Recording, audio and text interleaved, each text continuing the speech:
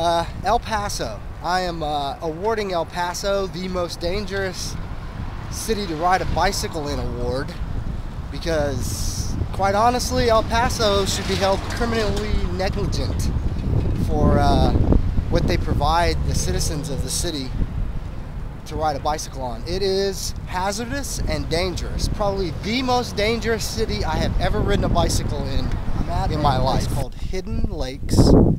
It's about 40 miles south of El Paso. It's a place where they have ponds and they stock catfish, and people come out here and pay to fish.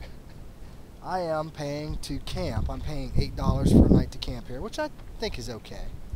They do have some bathrooms right there. There's no potable water here, so I stopped in town and bought a gallon and then filled my bottles up, and whatever's left over is right there. So I have about, let's see, about a gallon and a half of water.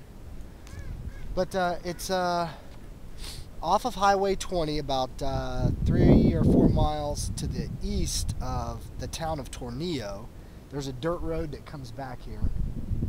The dirt road is just a packed dirt road. It comes back for about 1.5 miles, I'd say, and then there's another sign.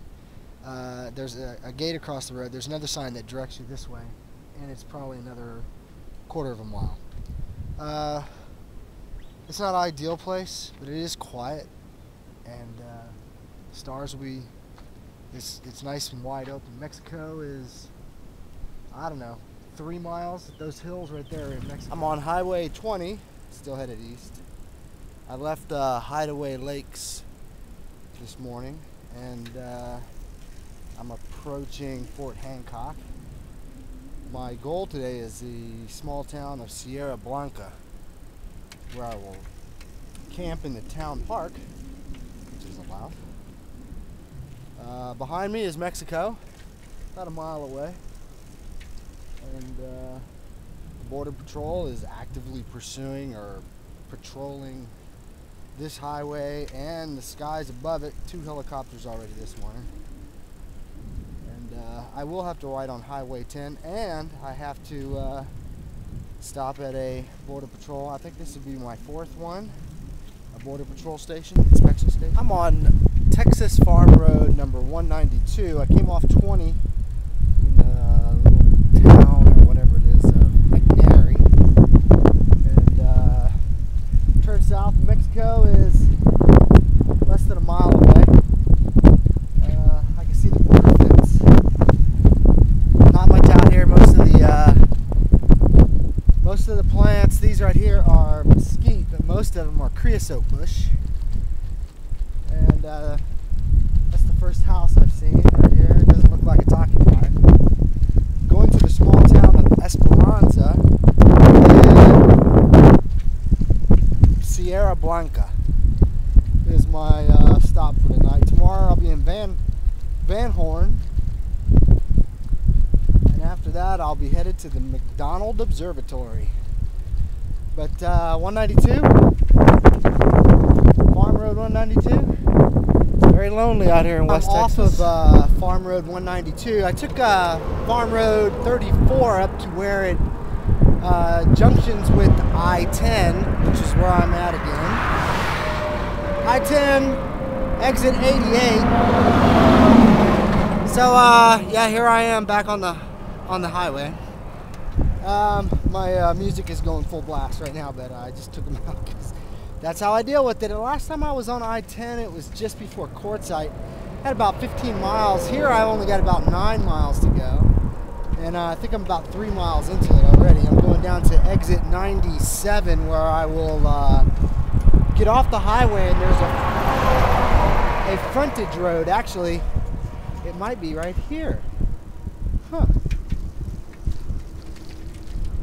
You know, tell you what, I think it is right here.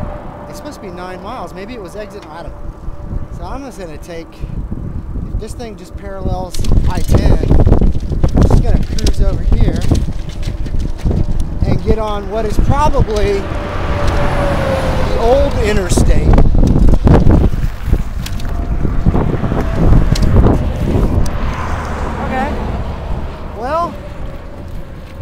old I-10. It's not in great shape. It is off the highway, so that's a little better. And there's not going to be any traffic. Just about 8 miles from Sierra Blanca. And I'm now on the frontage road on the north side of I-10. The crossover occurs at exit 99. I believe the name of it is Alaska Road. Just there's a rest area right there that looks like teepees. So just cross over to the frontage road on the north side and roll right down into downtown Sierra Blanca here in Sierra Blanca. Looks like some bathrooms right here. There is water available. The sheriff's office is not this building, but it's the next one around. I think that's the courthouse. And I did check and make sure that that camping is allowed. It is.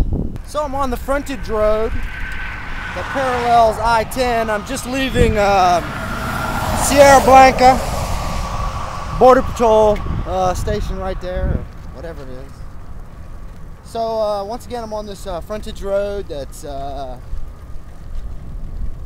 right there is I-10, so it's actually not too bad today. The chip seal is a little smoother, but I will be on I-10 for a mile or two today. I'm taking a short day today. Yesterday I did 74 miles. In Sierra Blanca, it's not a bad town, it's not a bad place, but if there's only one thing I could say that is not good about it is the town park is a quarter of a mile away from the triple train tracks that run through town, and the trains are running all night blowing their horn. And so you might not get as good a sleep. However, it is free. This frontage road that's paralleling I-10 has come to a stop at the top of this hill, just east of Allamore. What I have to do now is cross over I-10 to get to the eastbound side over here. And I think I'm about 7 or 8 miles out of Van Horn. On I-10 at exit 138 in Van Horn. The ride from Sierra Blanca was very easy. Most of it was on a frontage road except for the last 6 or 7 miles. I have to exit here on 138 onto the business loop of 10. Van Horn has pretty much everything: McDonald's, Motel 6, Hampton Inns, and I'm probably going to stay at a place called Eagle's Nest or Eagle's Rest, I can't remember, RV Park. Eagle's Nest RV Park. The office is right here, and the RV park is your standard kind of dirt road kind of RV park. The showers and laundry room are right here, and I asked if there was a place I could sit down and use my computer, and the guy said that this building right here is the activities building. I think there's a skunk that might be living under it, but he said I could sleep in here if I want. So since the Wi-Fi signal is good, I'm gonna set my tent up right here and sleep in here tonight.